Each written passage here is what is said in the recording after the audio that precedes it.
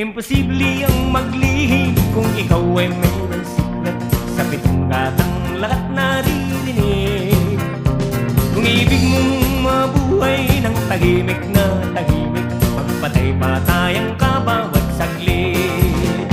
Ito ay hindi chismis na pag-uusapan lang, niriniyo walang labis, walang kulang. Itong aking inaawit, ang tama ay wag